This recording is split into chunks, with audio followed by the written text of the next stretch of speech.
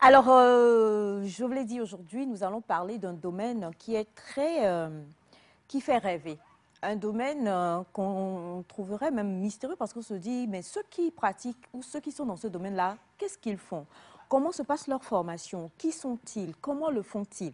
Vous êtes nombreux déjà à être à la maison. On parle bien sûr de la jeunesse. Nous sommes en vacances et on a besoin de pouvoir avoir des figures de proue, des figures emblématiques afin de pouvoir s'inspirer d'eux et pouvoir embrasser, pourquoi pas, ce qu'ils sont en train de faire. Eh bien, sachez tout simplement, très chers amis téléspectateurs, qu'aujourd'hui, on va recevoir l'une des rares femmes pilotes togolaises sur ce plateau, en compagnie d'un autre qui est le plus jeune. Quand on va donner son âge tout à l'heure, là, j'ai des questions à poser à M. Elias Ataï. Et comme aujourd'hui, on dit toujours honneur aux femmes, nous avons du plaisir à être avec Miss Mamden, mais on dit Mandela, hein, on va le dire comme ça, Mandela Gen.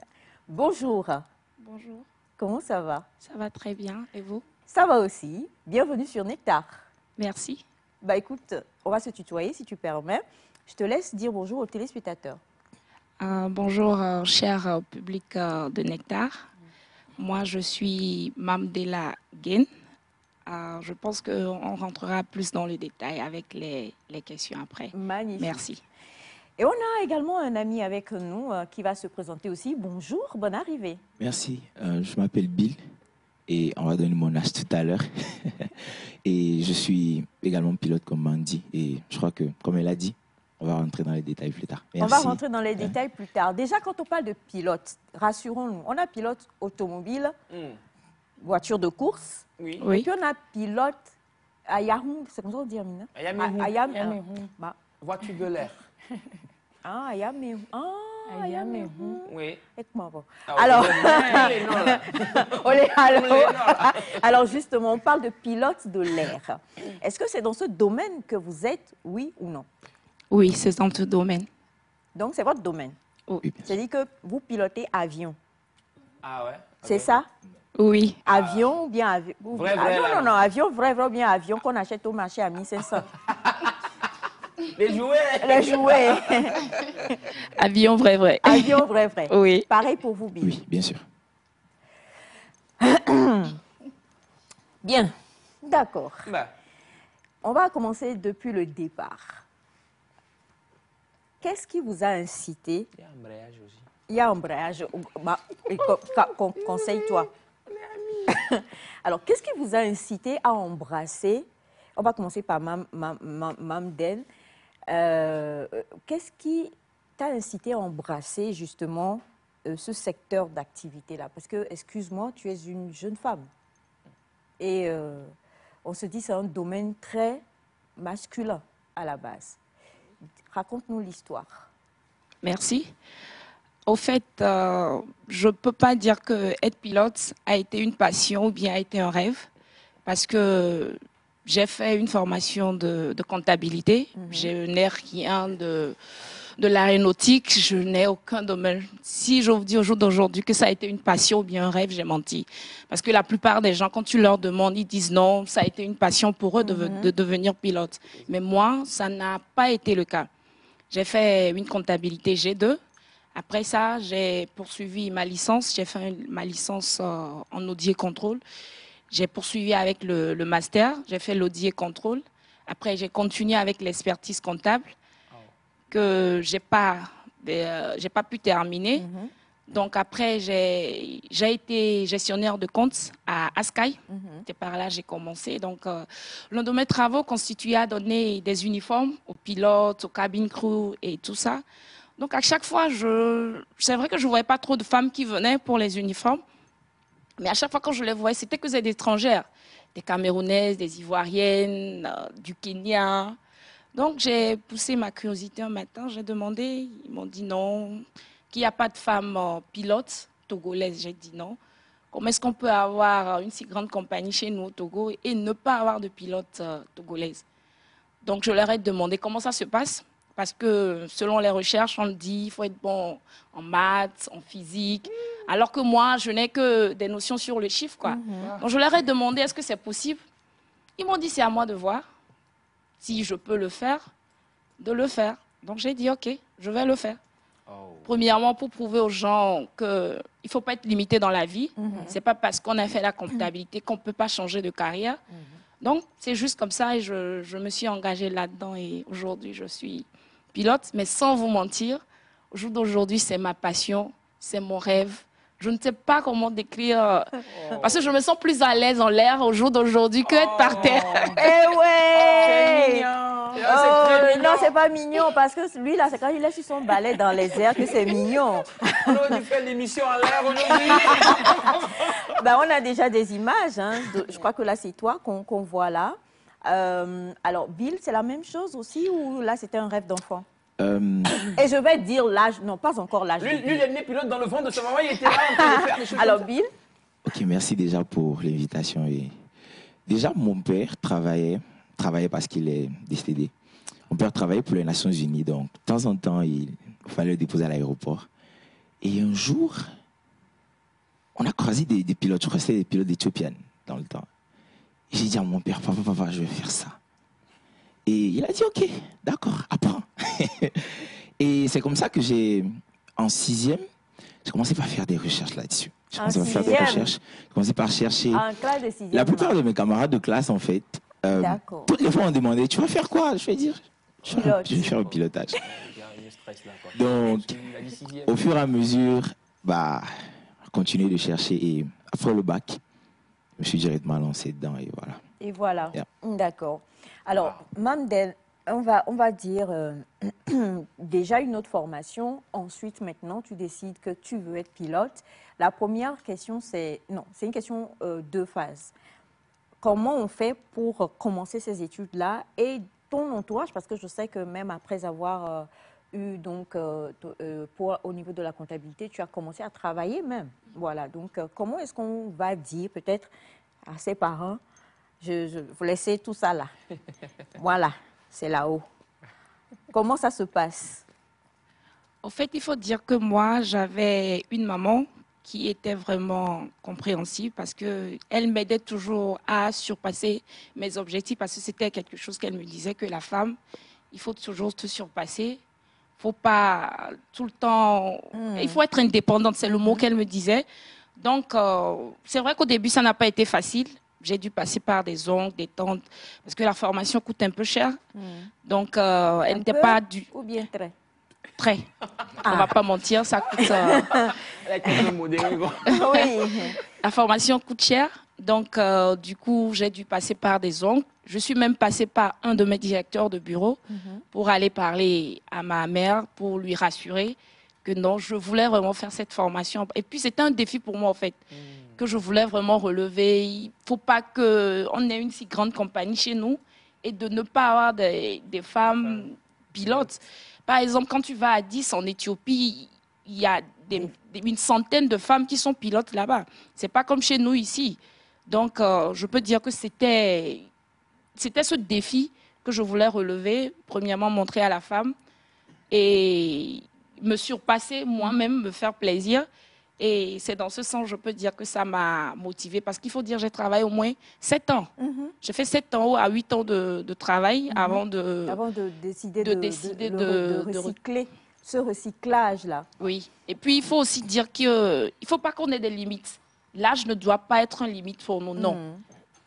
Je pouvais me dire que non, j'ai plus de 25 ans, parce que je l'ai fait la formation à 30 ans. Donc, je pouvais dire non, je ne peux pas le faire. Mais je me suis dit non, il faut que je le fasse. Et quand je vais finir, je vais sensibiliser les jeunes, je vais sensibiliser les gens, leur dire qu'il n'y a pas de limite dans la vie. Il n'y a pas vraiment, moi en tout cas, il n'y a pas de limite. Ma seule limite, c'est le ciel. Wow. Sky is the limit. Sky is the limit. J'applaudis pour ça. Oh. C'est très fort. Alors là, on voit, c'est un tableau de bord là qu'on voit là? Oui, ça c'est un DF40. OK. Parce que pendant la formation, Un quoi? un diamond, Une 40. Une quelle 40? un DA40, je vais le dire facilement comme ça. Ça, c'est un DA40. Ok. Et pendant la formation, on a 2 types d'avions. On a le Cessna 172 et le Diamond. Avec le Cessna, la différence, c'est qu'on On n'a pas de stick. Ok. Par exemple, si tu voyais pour le DF40, ça c'est un stick qu'on utilise Ok. pour pouvoir manier. le C'est stick, comme le volant en Le fait. volant, ok. C'est le volant de l'avion.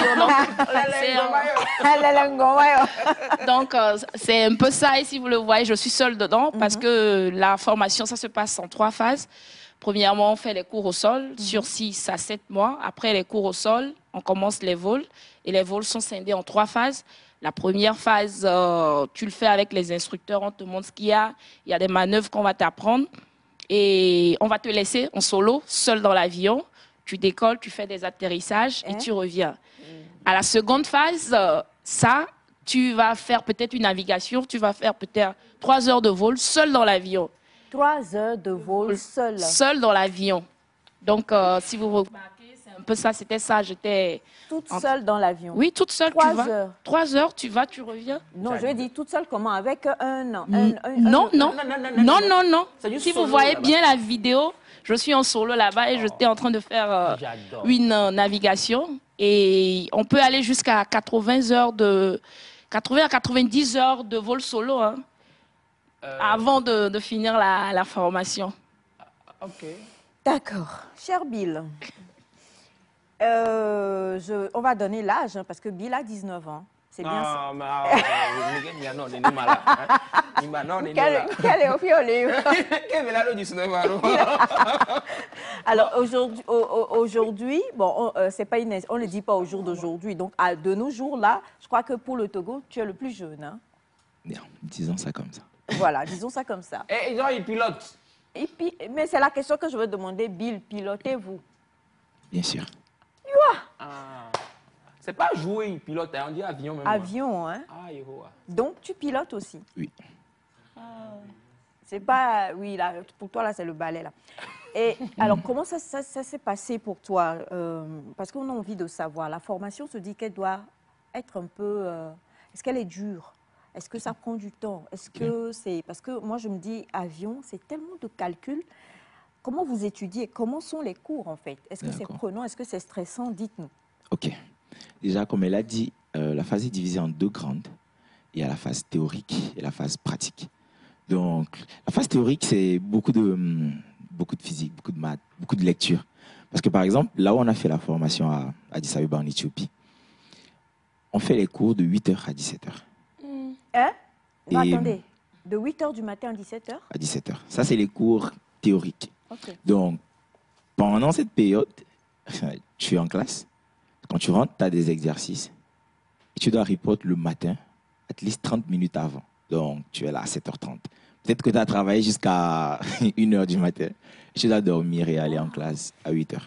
Donc, c'est quelque chose, c'est pas difficile, non, du tout pas. C'est très facile même pour ceux qui me regardent. C'est super facile. Mais il faut juste avoir un mental. C'est ça, en fait. Parce que tout va venir pour ton mental, en fait. Que ce soit les cours théoriques, que ce soit les cours pratiques, que ce soit les instructeurs, le système, tout vient pour ton mental. Donc, on veut voir jusqu'à quel point, en fait, tu veux la chose, à quel point tu es prêt à te sacrifier pour ce que tu veux. Donc, que ce soit les cours théoriques, les cours pratiques. Donc, comme je l'ai dit pour les cours théoriques, maintenant, les cours pratiques, c'est encore pire.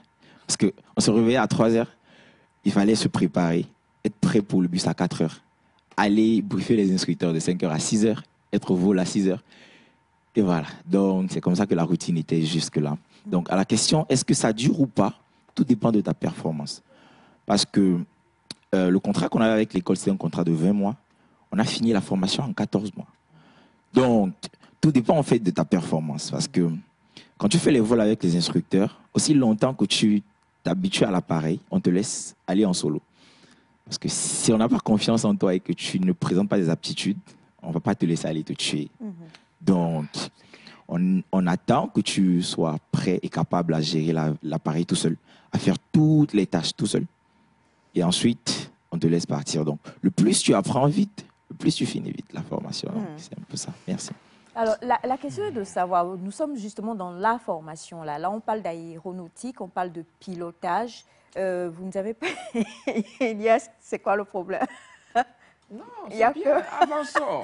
Avançons. Alors, on se rend compte quand même que c'est déjà astreignant.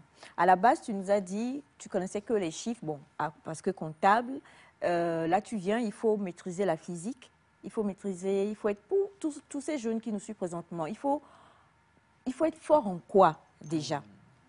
Premièrement, il faut être fort en anglais. Ça, c'est la base, parce que tous les cours se font en anglais. C'est vrai qu'il y a des pays qui font la formation en français. Par exemple, en Tunisie, il y a des écoles qui font la formation en français. Mais tous les livres de l'aéronautique, à 90%, je peux dire, c'est en anglais. Donc, la matière de base, il faut être vraiment... On s'attendait à tout sauf à ça. Oui. On s'attendait à la mathématique. Oui, Oui. Avant, parce que tu peux savoir faire la mathématique ou comprendre, mais c'est en anglais. Ah, Donc, la mais même base les maths, là, première... c'est en anglais. On n'a pas eu de cours en français, on n'a Ah, mais les gars, jamais... ils sont morts. hein. Mais non, mais pour un jeune... Courage. Les jeunes, courage. Elias, arrête. Non, allez-y, madame. Alors, pour un jeune qui nous suit, il faut comprendre hein, l'anglais. Donc, l'anglais, mais vraiment quoi? Oui, Ok. c'est la base. Il faut vraiment être bon en anglais. Parce que tous les cours se font en anglais. Il n'y a rien à dire. Maintenant, avant, si maintenant tu as la base en anglais, il n'y a pas de problème. Il y a des examens que tu dois faire. Avant de devenir pilote, on doit te checker de tes cheveux jusqu'à tes ongles. Quoi? De tes cheveux jusqu'à tes Ça, ongles. on parle des examens médicaux? Médicaux, oui. Donc, on doit te faire la cardiologie, la neurologie, les yeux, La les géologie. dents, tout. Quoi? Donc, Pour être pilote ou bien pour être hôtesse oui. de les attendre? Non, mais pipi, pilote, pipi. Oui, mais L'appareil qui siffle en l'air, là. attends, c'est quoi le principe? Pourquoi? Peut-être au niveau du cœur, je suis d'accord, mais pourquoi tout ça? parce que la pression que nous avons en l'air, la pression qu'on a là-bas, elle est carrément différente. Donc, il faut que tu aies vraiment un physique qui va pouvoir supporter la pression qu'on aura à l'altitude. Donc, c'est pour ça qu'il y a un check-in vite qui va être fait. Il y a des gens, ils acceptent le dossier, ils payent, ils arrivent à 10, on leur fait le médical, on dit qu'ils ne sont pas aptes, ils retournent. Wow. Les yeux, tu dois avoir une certaine visibilité. On ne peut pas lunettes là-bas. Non, on porte. Tu peux Avant, porter. c'était interdit, mais maintenant, c'est autorisé de porter les lunettes. Mais tes yeux ne doivent pas être dégradés à un certain niveau. En tout cas, on fait le médical pour ça. Le cœur, les dents. Oui. Les oreilles. Oui. Tu dois bien entendre. L'écoute, oui. Et c'est quoi là-dedans, dedans? Oui, pour Non, sourire, parce que, non, pas pour sourire. parce que les nerfs sont reliés. Non, au-delà de ça, si par exemple, il y a des trous, tu as des trous, par exemple, quand tu vas être en l'air, par exemple, si tu prends cette bouteille d'eau, une fois que tu vas commencer, l'avion va commencer par prendre de l'altitude, tu vas voir, il y a la bouteille d'eau qui va commencer par se gonfler, c'est la pression en fait. Oui. La pression qu'on a ici, elle est différente de la pression qu'on a en l'air. Donc c'est pour cela, tout ce check-in-là doit être fait. Avant. Non, Oui, non, je crois ils que- demandent ça. Ils demandent Ils ça. vous demandent ça ou bien ils vous font ça là-bas? Ils vont te demander ici, premièrement. Ok. Mais au fait, c'est que le médical, il y en a deux types. On peut dire 3 classes. Il y a la classe 1, il y a la classe 2, il y a la classe 3. Maintenant, la classe 1, c'est pour les pilotes. C'est le check-in au High standing, level, high ok. level. La classe 2, c'est peut-être pour la moyenne classe, je peux dire, parce que le pilotage, on a le PPL, on a le CPL et on a le ATPL. Donc, pour le PPL, tu n'as pas besoin de la classe 1, tu as besoin de la classe 2. Donc, là-bas, le check-in n'est pas trop élevé. Mais si tu veux être vraiment en CPL, le CPL, c'est le Commercial Pilot License, mais le PPL, c'est le Private Pilot License. Ok. Donc, c'est ça un peu la différence. Mais si tu veux être un pilote sur les gros porteurs, les avions, là, tu dois faire la classe 1. Ok. Et c'est là le check-in pour le médical est vraiment élevé. Et maintenant, pour la classe 3, on peut dire que c'est ceux qui travaillent à la tour de contrôle, le tower, tout ça là, c'est ça. Et puis ça aussi, c'est pas tellement élevé. Donc, D'accord. c'est un peu ça. Waouh. Ce qui veut dire que là où vous êtes là, donc vous n'aurez jamais de problème de santé. C'est pour ça c'est obligatoire. Il y a une tranche d'âge, je pense, de 18 à 40 ans, moins de 40 ans. On le fait, le médical, le check-in se fait chaque année. Mais après 40 ans, jusqu'à 60 ans, c'est 6 mois. Donc, chaque 6 mois, tu dois te faire consulter. Après 40 ans.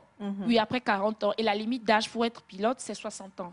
Après 60 ans, tu Tu peux vois plus qu'il être n'est pas pilote. tard On a de l'espoir. pour toi, mais tes yeux sont foutus. Donc peut-être je vais laisser Bill aussi Oui. voir s'il a des choses à compléter. Exactement. Donc, comme elle a dit, le pilote, c'est d'abord deux choses, les heures de vol et la licence. Donc, il y a les pilotes privés. Ce sont des gens qui ne sont pas vendables. Donc, tu ne peux pas travailler pour être payé. Donc, par exemple... Non, là, il faut nous expliquer. Donc, Les ça veut pilotes dire, privés. ça veut dire si aujourd'hui, je veux juste avoir un avion, prendre ma famille, mes enfants, il y a une licence pour ça. Ça veut dire que j'ai une licence, en fait, que je peux juste utiliser pour des petits pour me avions. déplacer moi-même Justement. avec mon petit Parce porteur. qu'ils ont introduit cette licence parce qu'aux États-Unis, il y a Oui. des cultivateurs, je vais appeler ça comme ça, des cultivateurs de luxe qui ont Oui, des avions oui. qui doivent se déplacer, aller dans leur champ. Oui. Donc, ce ne sont pas des gens qui vont forcément aller dans une compagnie pour travailler. C'est ça. Donc, ils ont une licence privée. Donc, on commence par là. C'est par là que tout le monde commence, le PPL. Maintenant, après, il y a le Commercial Pilot License, comme elle a dit, le CPL. Maintenant, ça, c'est des gens qu'on doit vendre. Ce sont des gens vendables. Même, en fait, dans les aéroports, quand vous voyez les pilotes, ce sont des gens qui donnent envie. Parce que ce sont des gens qu'on doit vendre. Oh, vraiment, Chaque quoi. compagnie vend une image. Donc, il faut que ce qu'on vend soit comestible, en fait. C'est ça. Voilà pourquoi le pilote est censé passer par des tests médicaux. Et il y a des choses qu'on peut accepter quand tu es déjà dans le métier, qu'on n'accepte pas, que tu ne peux pas entrer avec. C'est-à-dire, par exemple, il y a une dimension de maladie des yeux que tu as. Si tu l'as au début, on ne t'accepte pas parce qu'on se dit ça peut s'aggraver. OK. Comprenez, ça peut s'aggraver. Donc, quand tu es déjà dans la profession et que ça vient, on s'est dit, OK, ça va, on peut gérer ça parce que chaque 6 mois, comme elle a dit, on retourne en fait chaque 1 an et chaque 6 mois après, quand tu deviens un peu plus âgé, on retourne à l'hôpital pour des checks. Donc, de deux, toutes les parties du corps, surtout pour un début, parce que après, la santé de l'homme est très bizarre. Tu peux développer des maladies, tu peux développer des pathologies et tout ça. Donc, on se rassure que tu n'as pas vraiment de problème. On a fait jusqu'à on a fait les tests sérologiques, on a fait le test de VIH, on fait tout en fait pour se rassurer que quand tu vas à l'école ou quand tu commences la formation, à cause de la pression, on demande si tu fumes. Moi, on m'a demandé à l'hôpital si tu es déjà tombé d'un arbre. J'ai dit, what? Pas de problème. J'étais chez le neurologue. Donc, on se rassure juste que tu ne vas pas développer une maladie plus tard à cause de la pression. À cause de tout ce qu'on met sur toi, on se rassure que tu ne vas pas développer quelque chose après. Donc, voilà pourquoi on fait tout ça, en fait. C'est juste pour se rassurer que les passagers sont en sécurité quand on les déplace. Voilà. Alors, est-ce que tout ça fait partie de, comment je dis, des frais d'écolage ou il faut demander que... Bonne question, madame. Oui, bon, c'est peut-être certains qui nous suivent ne peuvent pas, mais ils ont des enfants qui sont comme Bill ou comme Mandela et qui ont envie de... Oui, il faut commencer à se préparer déjà. Microfinance, il y a notre job. Il y a ton gars, Banque Alors, justement, est-ce que tout ça, c'est en couple?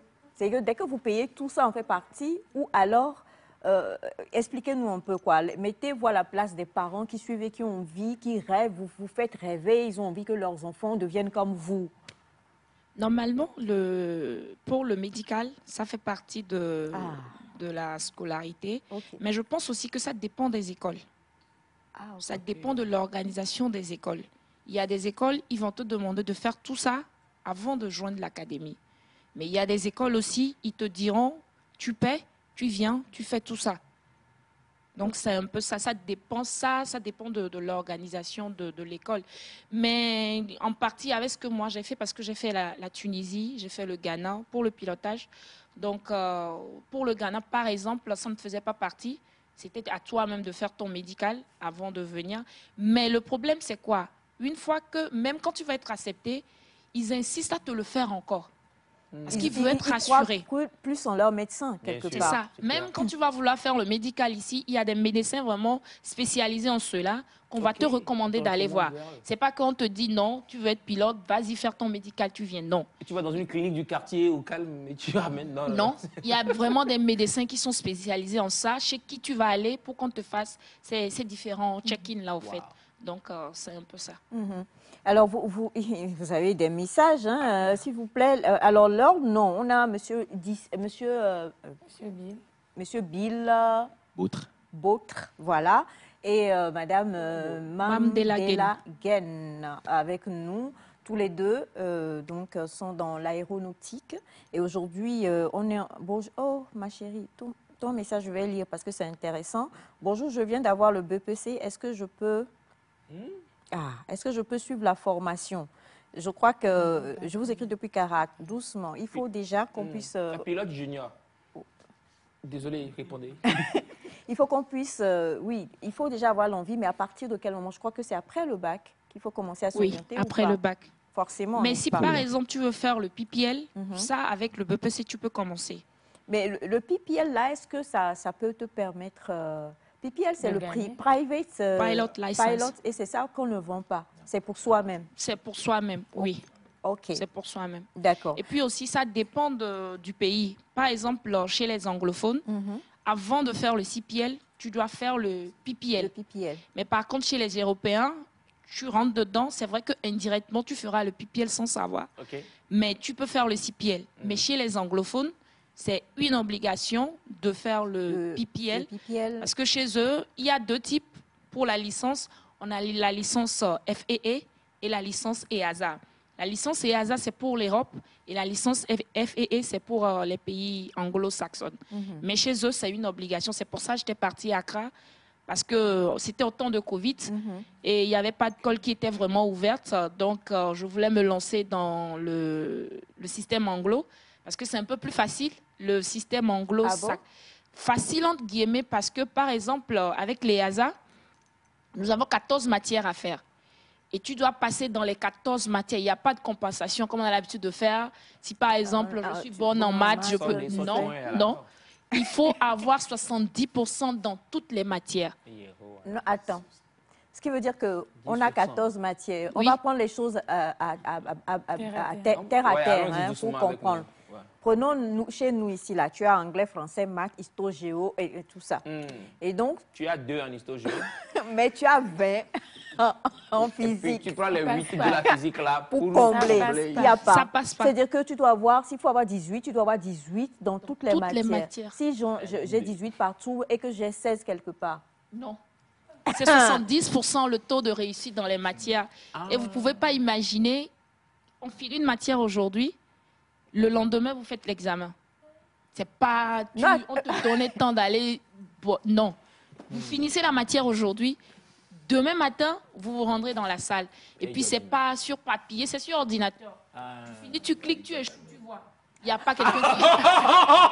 Là où elle fait la matinée, c'est quand tu es là, tu composes. Quand tu écris, tu sais. Oui. Alléluia.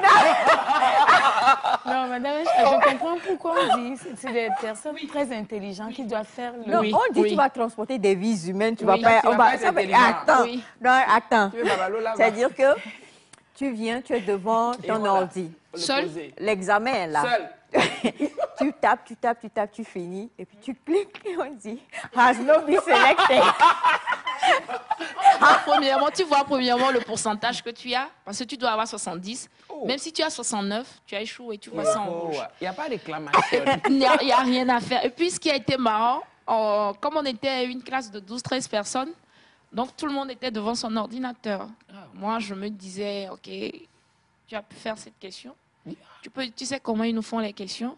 Ma question 1 sera ta question 20. Donc, je peux avoir cette question, mais je me dis, OK, donne-moi, non. Donc, là, je vous rejoins. Alléluia. Le premier jour, là, on a su en même temps que tu ne peux rien demander à personne. Tu feras ce que tu connais et tu sors de la salle. Et c'est chronométré aussi. Tu ne finis pas, l'ordinateur s'éteint. Devant toi, hein, tu vas pas, tu reviens. Non. En fait, c'est une façon de nous préparer indirectement à être organisés, à surmonter le stress. Au début, quand on le faisait, je ne comprenais pas. Donc, c'est quand on a fini, je me suis dit, zut, c'est vrai qu'on faisait faire ces examens de cette façon, mais indirectement, ils nous apprenaient à être organisés, à savoir gérer notre temps. C'est tout ça. Donc, c'est un peu ça. Zobu. Non, il n'y en a pas. Zobu là-bas. Et puis, il y a les caméras qui sont braquées sur toi comme si... Ouais, il y a les caméras qui te regardent, quoi. Tu peux rien faire. Tu es à ta place. Il y a un petit chat mimi, yolo. Il y a un petit temps parce Ça, Dieu est là. question de l'écho, ouais. Déjà, sa question de là, c'est ça qui t'aime. C'est pas t'aime. des 20 là-bas. On dit Waouh. 110 pour 110. Non, mais attendez, on dit souvent on est Edoulé Didier. C'est que nous, on voit, on dit c'est difficile. Là. Pour vous, là, c'est que les gars, ils sont tellement intelligents que même si tu veux tricher que l'autre, tu dis question 2 qui te donne réponse, c'est faux. L'autre est concentré en fait sur sa question. Oui, oui, c'est un peu ça. Sandra. Oui, j'aimerais savoir par rapport à tous ces contours et autres. C'est vrai que la dernière fois, je disais, avec nos rêves d'enfance, dans le sujet de mercredi passé, déjà avec tout ce qu'on vient d'apprendre, ça éclaire les parents et l'enfant même qui a envie. Il faut se préparer. Il ne faudrait pas aussi trop dépenser pour aller échouer.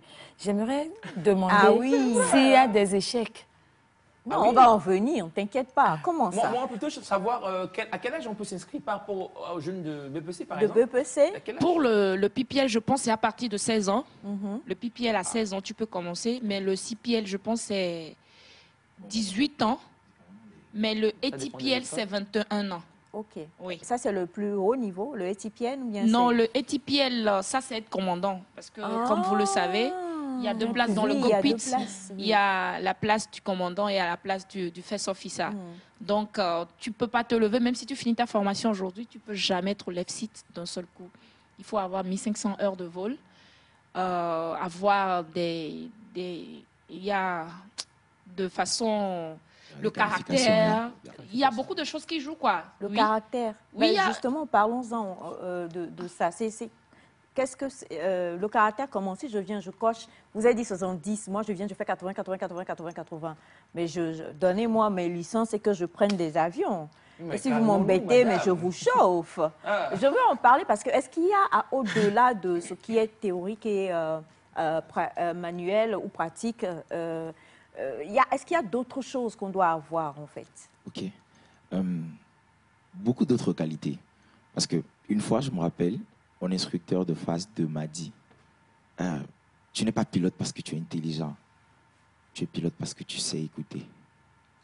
Vous comprenez? Tu es pilote parce que tu sais écouter. Tu es pilote parce que tu sais suivre des instructions. Tu fais pas ce que tu veux, tu fais pas ce que tu as envie de faire. Non pas. Parce qu'on vole des procédures, on vole un texte. On est comme des acteurs. Tout ce que tu vas faire, du début jusqu'à la fin, on a déjà écrit ça pour toi. Donc, tu ne viens pas bricoler, tu ne viens pas faire ce que tu penses être bon, non. Donc, tu lis. Voilà pourquoi on met dans des situations où tu es obligé de lire. Par exemple, vous voyez quand elle parle de telle licence, tel âge. Parce qu'on est dans un système où les régulations changent tout le temps. Donc, après un crash, par exemple, on dit, OK, maintenant, ne faites plus ça. OK. On veut dire maintenant, ne faites plus 2 pas, faites 1. Donc, si tu es quelqu'un qui est déjà très têtu, ce n'est pas un métier pour toi. C'est pas un métier, il faut être humble. Tu dois avoir, justement, et c'est une des raisons pour lesquelles, même ici, je veux encore apprécier ma collègue.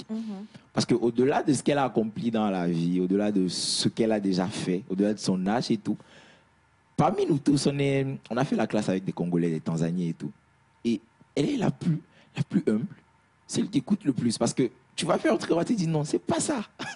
Donc, si tu vas par exemple dire, mais lui, c'est mon petit frère, qu'est-ce qu'il va m'apprendre? Vous voyez? Donc, déjà, une qualité, c'est être humble et savoir écouter. Une autre qualité, c'est être courageux, ne pas abandonner. Parce que si vous demandez à tous les professionnels, ils vont vous dire, il y a un moment où je me suis demandé, est-ce que c'est le travail pour moi? C'était la question même que j'allais poser. Est-ce qu'à un moment donné, vous avez eu des doutes? Plusieurs fois. Mais pourquoi? Qu'est-ce qui peut emmener ce doute-là? Moi, par exemple, de mon côté, c'est vrai que les grandes classes, on a l'habitude, on bûche, on valide, on passe, il n'y a pas de problème. Il y a des jours aussi, tu vas bien bosser, tu viens, tu passes à côté, hein, tu échoues, mais on échoue que 2 fois. Tu reprends la matière que 2 fois. Ça aussi, c'est... C'est pour les formations. Donc, c'est... On a 2 chances. Au fait, moi, mon problème, c'était quoi? Avant même de partir, moi, j'étais maman, donc j'avais ma fille. Et ça... Je pensais souvent à elle. Je me disais comment elle allait être, dans quoi elle est, tout ça. Il faut le préciser, elle était très petite aussi. Oui, oui. Je pensais qu'elle avait 3 ans quand je suis partie. Et au-delà de ça, il y a un stress pas possible. L'avion, c'est pas comme la voiture. Tu rentres, tu mets ta clé. Aujourd'hui, tu peux aujourd'hui rentrer dans ta voiture, tu mets ta ceinture avant de démarrer. Ou bien tu peux démarrer le lendemain avant de mettre ta ceinture. Mais dans le pilotage, c'est pas ça. On a une procédure que tu dois suivre de bout à la lettre. Ça, c'est un. De deux, il y a le stress même de la préparation des vols. Des fois, c'est pas parce que c'est vrai que c'est une procédure, tu viens aujourd'hui, tu fais ce que tu veux, non, comme il a dit. Et il faut toujours se préparer. Des fois, tu te prépares, tu y arrives, ton instructeur te fait comprendre que tu sais rien, tu vaux rien, tu n'as pas besoin d'être pilote. Et il te le dit en face, hein. C'est pas que non, non, non. Et tu peux pas le secouer non plus. C'est lui qui t'apprend. Qu'est-ce que tu vas dire? C'est ça la discipline, au fait. On nous apprend à être discipliné. Au laisser. Tu ne peux pas parler, tu ne peux rien dire. C'est ton instructeur, c'est ton instructeur. Et tu dois respecter. C'est en partie comme ça, on va respecter aussi nos commandants. C'est comme ça se passe, au fait. Donc, il y a des moments, je me dis, pourquoi j'ai laissé ma comptabilité? Je gagnais bien mon argent, j'étais à l'aise. Maintenant, je viens ici, c'est pour se réveiller à 1h, 2h. Tu dors à 2h du matin, tu te réveilles à 4h. Parce qu'avant d'aller en vol, vous devez briefer ce que vous allez faire toute la journée. Tu dois dire ça à ton instructeur, dire ça devant tes camarades avant d'aller sur le terrain. Tu arrives sur le terrain, tu dois pousser ton avion, tu dois refouler, tu dois mettre l'essence. Tout ça, là, c'est nous-mêmes qui le faisons. Donc, des fois, je suis fatiguée. Il y a un jour, je suis rentrée des vols, je n'ai pas enlevé mon uniforme, mes chaussures, je n'ai rien enlevé. Je me suis réveillée le lendemain matin. Wow. Et puis, on ne se dit pas confiant encore. Les over confidence aussi interdit chez nous. C'est vrai que tu dois être confident, mais les over aussi, c'est pas bon. Parce que des fois, on se dit, quand tu commences pas à faire tes solos et tu te dis, c'est bon, c'est bon, c'est bon. Il y a des matins, tu viens. L'avion te dira que il te connaît pas. Tu vas te dire, c'est pas, on a volé hier. L'avion te dit, je te connais pas. Et tu vas être dans tous tes états, je t'assure. Il y a des moments, j'ai vraiment voulu abandonner. Franchement. Il y a des moments, je pleurais. L'instructeur va te faire des... Parce que tu fais le truc bien aujourd'hui, mais le lendemain, tu vas, c'est comme si ce que l'instructeur t'a dit hier, tu ne l'as jamais fait, quoi. Tu te poses la question, au fait, c'est quoi? Qu'est-ce qui se passe? Et quand tu reviens, tu demandes à tes collègues, ils te disent la même chose, et là, tu te rends compte que non. Au fait, ce n'est pas toi le problème. Il faut juste te calmer. Il faut juste se concentrer. Il faut juste encore aller de l'avant. Non, en tout cas. Mon Dieu, il y a tellement de messages. Malheureusement, ça va être impossible de lire vos messages. Il ne nous reste que 10 minutes. Mais la question, il faut que je la pose. Vous volez déjà tous les deux, n'est-ce pas? Je crois qu'on doit même avoir une vidéo d'un vol de nuit de Mam Den. Si on peut retrouver ça, parce que c'est tellement beau. J'ai vu, elle a filmé, c'est super beau, quoi. Oh, ah ouais? Et nous, Elias. Ah, on va voler? On va voler dans quoi? Non, une vidéo, elle a filmé une ville la nuit. Je ne sais pas si c'est Lomé ou si c'est Addis Abeba. Non, c'est Addis. Je pense que c'est à Dredawa. On fait les vols de nuit. Vol de nuit, vidéo de vol de nuit. Alain, je compte sur toi pour retrouver cette vidéo-là. Mais ce que je veux dire, c'est, est-ce qu'au cours d'un vol, déjà, tous les deux, vous allez répondre, vous avez eu un problème? Plusieurs fois. Ou l'avion, peut-être, tu te dis, hey, on s'étend. Plusieurs fois. Moi, qu'est-ce qui s'est passé? Il y a un qui m'a vraiment marqué. J'étais au com room parce qu'avant de voler, si tu ne voles pas, tu dois être au com room pour écouter ce que les autres pilotes et la tour de contrôle se dit. Donc, j'écoutais les gens qui faisaient des go-around. Des go-around, c'est-à-dire, quand tu viens, tu ne peux pas atterrir, tu repars. On ne force pas pour atterrir. Ah, okay. Quand tu viens, que tu n'es pas stable et que tu penses que tu ne peux pas poser l'avion, il n'y a pas de one-man show là-bas. Tu pars, tu reviens, tu atterris. Donc, j'écoutais les gens. Ils faisaient des go-around, c'est comme ça on l'appelle chez nous. Je dis, oh, qu'est-ce qu'il y a? Mais comme je me dis, mais non, j'ai déjà mes 2 flashs. Parce qu'on a des flashs, quoi. Quand tu fais la prépa, on a des flashs. Non, non, j'ai déjà mes 2 flashs, donc il n'y a rien à dire. OK. J'étais en solo aussi. Je pars, je reviens. Il n'y avait pas de turbulence, il n'y a rien. J'atterris, je mets mon truc sur le pare-brise ici. Parce que j'ai déjà atterri, donc je voulais juste taxi pour aller garer l'avion. D'un seul coup, je ne sais pas d'où ça venait. Il y a un vent qui m'a soulevé. J'ai gagné au moins 100 feet. Je me voyais en l'air, mais sans puissance pour l'avion, sans rien, quoi. Parce que j'ai déjà atterri. Parce qu'avant d'atterrir, il faut que tu coupes les moteurs. Et l'avion même, je me dis, c'est quoi? Je me suis vue en l'air en moins d'une seconde. Mais la chance que j'ai eu un instructeur qui était un peu rigoureux. Des fois, quand tu viens pour atterrir, tu atterris, mais lui-même, il te donne encore les gaz. Et il te dit de lui atterrir l'avion. Je peux dire que c'est ça qui m'a sauvé le jour-là. C'est ça. Mais je me suis vue en l'air. Je me suis vraiment... Je ne sais pas à quoi j'ai pensé. Mais j'ai pu, par la grâce de Dieu, atterrir l'avion et aller garer. Mais le jour-là, tout le monde était étonné, quoi. Il y a ça, des fois, il y a des problèmes d'électricité. Tu peux être en l'air, il y a des câbles ou bien des trucs qui ne marchent pas. Parce que le premier... Non. Comme c'est électrique, il peut y avoir des câbles qui sautent un peu, un tout petit peu comme ça, quoi. Donc, il y en a, et que tu reviens, tu atterris. En fait, c'est une façon indirecte de nous apprendre à contrôler l'avion, à savoir manipuler l'avion. Parce que la première chose, quand tu veux être pilote, regarde, je ne sais pas si vous avez vu le tableau de bord, on a plein d'écrans que tu dois checker à chaque seconde. Toi seul, tu parles. Speed check, check. Tu fais ça.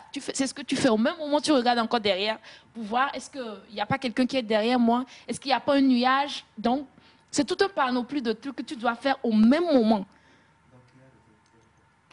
Donc, non, il n'y a pas de rétroviseur, mais la différence, bien sûr, avec les DF-42, avec le DF-42, ça tu peux regarder, mais avec le Cessna, le DF-42, les ailes sont en bas, mais le Cessna, les ailes sont en l'air. Oui, donc avec le Cessna, c'est un peu difficile de regarder derrière, mais avec le DF-42, oui, tu peux regarder. Et puis c'est une obligation, quoi. Au même moment, tu dois écouter la communication des autres, de la tour de contrôle, donc tout ça là, tu le fais tout seul.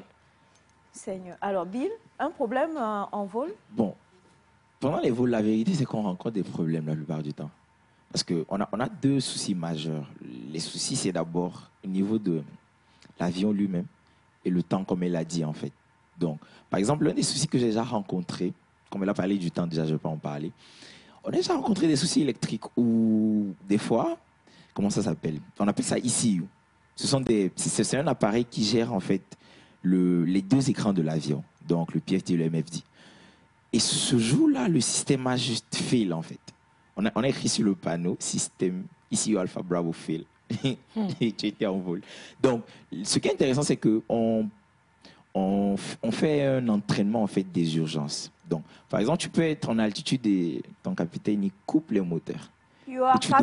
Et tu dois atterrir l'avion dans un champ ou quelque chose comme ça. Parce que, imaginons que tu es avec des gens et le moteur se coupe tout seul.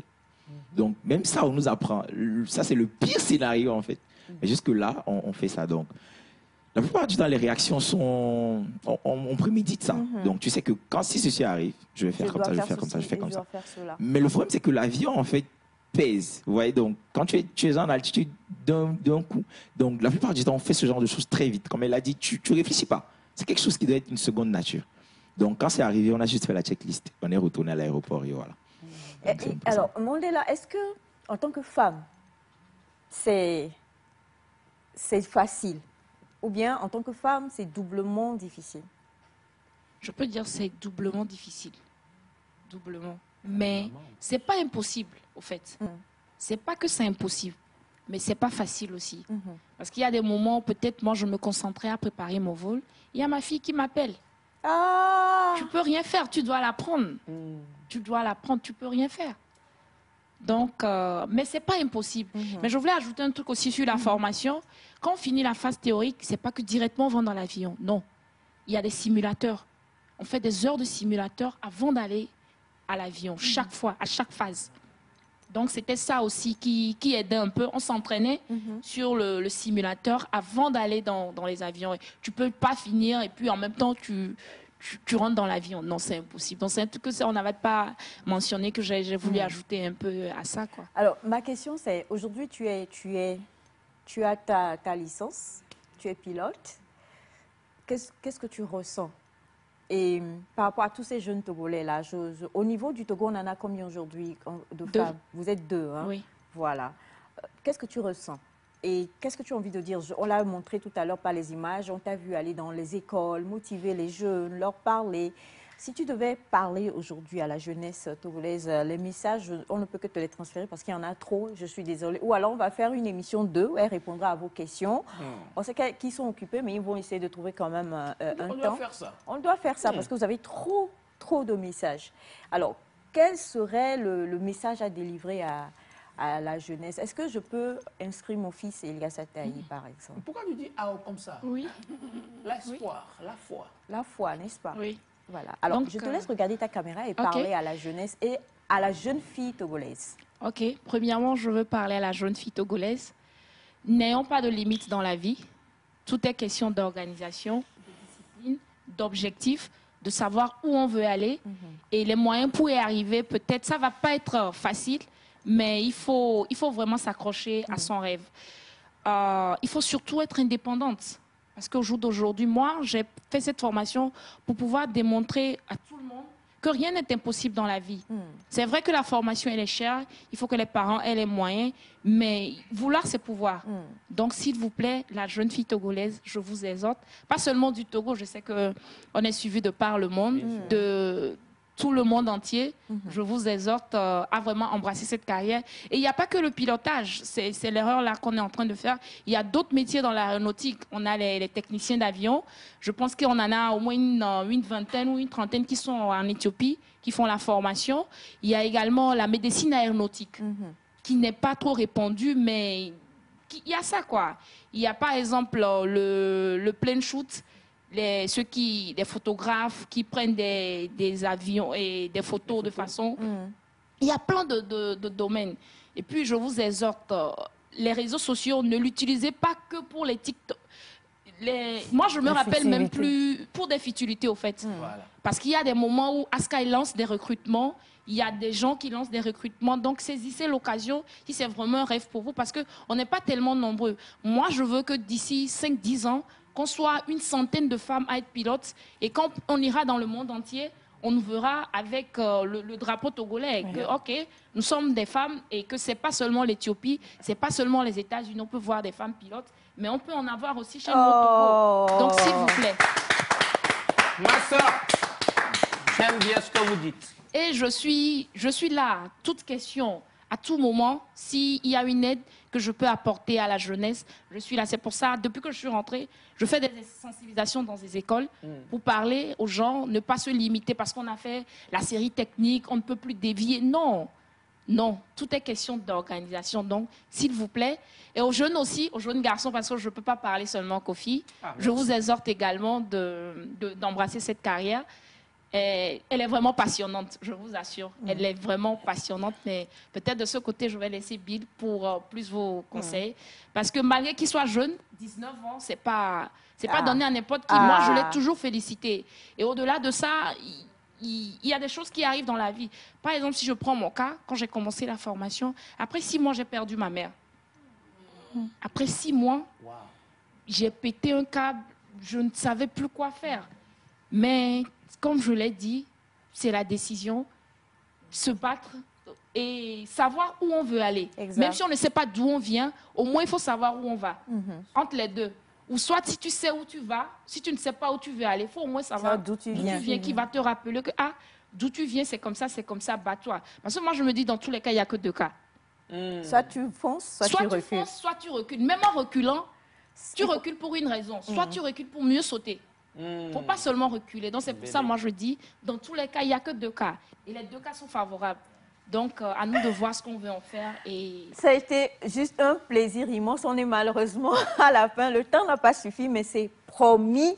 C'est promis, les 2 vont revenir parce qu'ils vont revenir. Ils n'ont pas le choix. Ils n'ont pas le choix. Alors, Mme Delgen, les gens demandent, oui, elle est togolo-sénégalaise, hein, de père togolais, mais de père sénégalais, de mère togolaise, mais totalement togolaise. J'ai grandi, j'ai fait ma vie ici. Tout ici. Oui, oui. Et puis Bill également, on va vous retrouver, c'est important, c'est une promesse hein, déjà. Oui, un numéro de téléphone, un numéro sur lequel les jeunes, ou alors on se dit... Le 93 42 06 06 ou bien le 90 77 26 52. Voilà. Et je suis disponible.